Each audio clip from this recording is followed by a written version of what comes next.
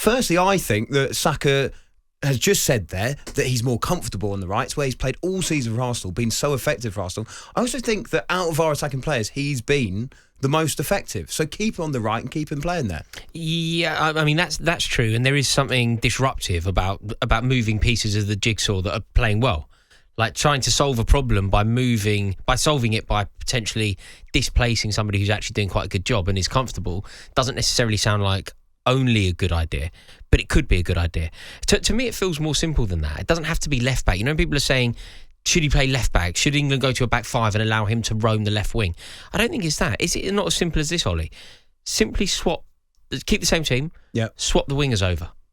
Oh, what? So put Saka on the left and put Foden on the right? Yeah. Well, Foden can play on the right. Well, Foden, I think, more comfortable on the right. Yeah, maybe better on the right. I think he's more comfortable on the right. You think about the way that he can cut him with his left, unleash that shot.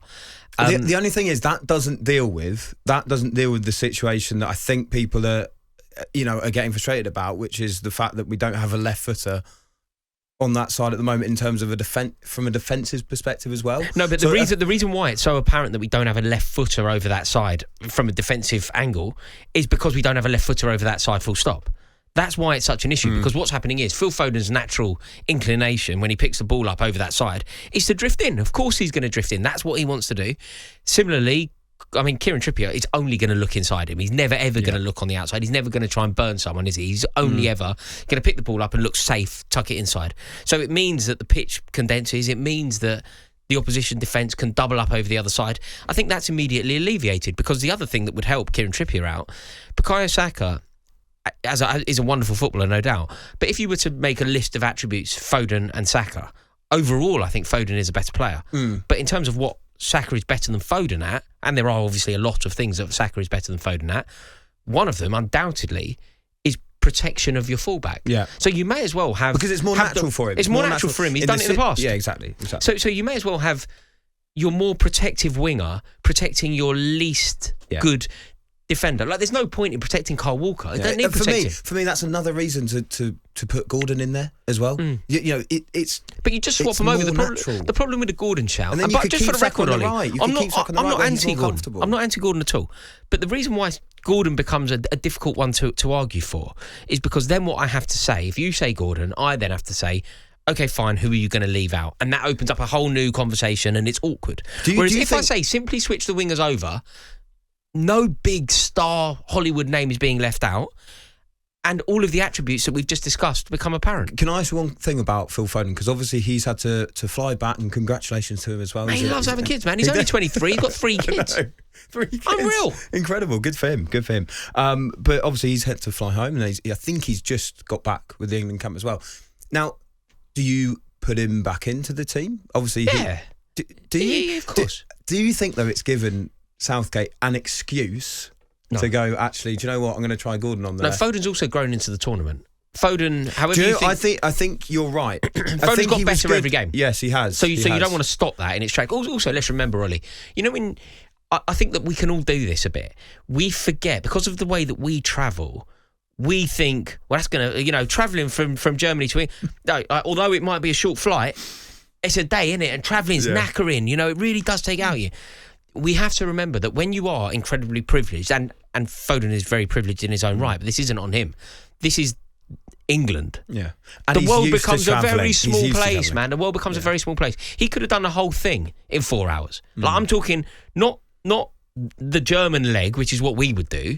Get to the airport 2 hours early, an hour to the airport. 4 hours later, when we leave our hotel, we're still in the same country. Yeah. He could have pint in spoons or something. Yeah. No. The world becomes a very small place. He'd rock up 20 minutes before the plane takes off. The plane takes off, it'd have a bed on it. He'd be chauffeur driven to his house. He'd give wet the baby's head, tell his missus he loves her, kiss the kid goodbye. He'd be back. He'd be back there, Bukayo Saka and Jude Bellingham. They'd be like, they wouldn't have even realised he left. It's a very different world. And I think that we all make this mistake. Him flying home isn't like you flying home. Okay, yeah, fair enough. So no, I don't. To answer the question. So you think he's fine so he can just play? Yeah. And Anthony Gordon fell off his bike as well. Anthony Gordon, that's more dangerous. That's more dangerous than getting a private jet back. To Manchester. Yeah, it's nice that he did basically landed in his front door, mate. Like, it wouldn't take anything out of it. He may have only missed one session. Yeah, it's true. He may have only missed one session. So you're expecting him to be in that starting lineup? Then? I think he needs to be, but not only because. But do you know what I mean by the fact that actually Southgate could use it as an excuse? He could. No, if he was like, do you know what? Actually, I was thinking of dropping Phil Foden. If you need an excuse, like in the way that you could maybe sugarcoat, like we know that Conor Gallagher was taken off at half-time because he was playing poorly, really poorly, kept giving the ball away. But if you want to protect Gallagher, you go, well, you've got to book in, and any more bookings means you're going to miss a game, so we're going to protect you and take you off. I think the easiest excuse, if you're looking at you need one, I don't think the England manager needs one. I think his word reigns supreme. But if the England manager does need an excuse, Saka being knackered, I think, is a more strong excuse. Saka looking like any Arsenal fan would have told you last season that he looked out on his feet. Yeah. And there have been points in the tournament so far where he has looked out on his feet. Yeah. So if you need that excuse, in the same way, he has played well when he has been on it, I think. Yeah, he has. He has. He's been good. But I don't know if he's played as well as he can play, which would suggest that fatigue. I don't think is an any issue. of them have really, other than Mark Gahey. No, but in terms of the reasoning why, Saka does look knackered.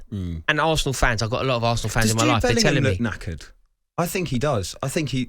Jude Bellingham looks overrated to me rather than knackered. Overrated, really? In what sense? Well, it's very important when you say overrated to establish that you can actually be a world-class footballer and overrated. There was a time in his career when Luka Modric became massively overrated despite being one of the best footballers on the planet. You know, people were talking about. But what makes you put that towards Bellingham right now? What makes you put because we've built him? We've built an entire midfield around him. Gareth Southgate has given Jude Bellingham the keys to the kingdom, and it isn't working. And the reason why you give somebody of 20 the keys to the kingdom is because you rate them very highly. You potentially overrate them when they don't deliver. You know, he isn't ready for the responsibility that's been sent. Do you mean that because, just out of interest, do you mean that because of the position that he's in? When you say keys to the kingdom, are you saying that actually, I mean, look at the options England have got at number 10. It's ridiculous. You know, Foden can move in there. Palmer obviously could play there as well.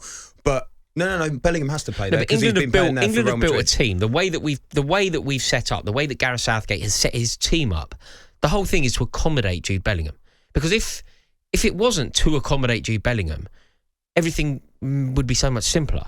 Anthony Gordon comes on one side, maybe Cole Palmer's in the team, Phil Foden plays centrally, Harry Kane. How would you fix that though? If you are Southgate, well, if you were really brave, you would actually say, it's not Foden and Bellingham. You have to choose. And if you're going to choose, Foden, I think you and I disagree here, but in my opinion, Foden's had a better tournament so far than Jude Bellingham. I do agree with that. Just to point that out to you, by the way, Jude Bellingham, since he scored that goal, he hasn't had a shot on target. I do agree that. No, this is the thing. I do agree with that, but are you saying that you would put Bellingham on the bench? No, I'm not saying I would. I'm saying that a brave manager would. I'm not being paid £5 million a year. Southgate is. But he's being paid £5 million a year to make these decisions. These sorts of wages are ridiculous. No, but a manager in that situation, a brave manager has to make a daring and bold decision. And the daring and bold question is to put Foden in that pocket. No, it's to say Foden and Bellingham. This is a fact, I think. Foden and Bellingham doesn't work. So pick. Is it Foden or is it Bellingham? And nail your colours to the mast. No, do you know what, Rory? I completely agree. Genuinely, I completely agree with you. Mourinho would do that. Mourinho would do that. Exactly. Mourinho would say there is no room for both of you in the team. And it's so funny because it goes back to what we were talking about at the very start of this, which is that England's left-hand side has been non-existent for the whole tournament as well. And even though Foden has played well, that's still been lacking. That's obviously not helped by the Luke Shaw situation, but then it also doesn't help because we've got a manager who's trying to accommodate two players, and it clearly hasn't really been working. What I would do though is I think Bellingham is such a special player that you have to at least keep him in the team. But he hasn't even been subbed. Like, he took Foden off before he took Bellingham off. But this is the thing. I would pull him back and have him with Rice, which has also been a problem position. No, but that's cowardly. Why is that cowardly though? Because he can play there. No, yeah. I mean, he was brilliant for England at the 2022 World Cup in that position. Yeah, but football moves fast though. You know, Bukayo Saka was once a brilliant left-back, but he's not a brilliant left-back now. He's a brilliant attacking forward. Jude Bellingham now, as of today, has gone to Real Madrid, won the double in his debut year, and had the team built around him playing in that sort of 10.5 role.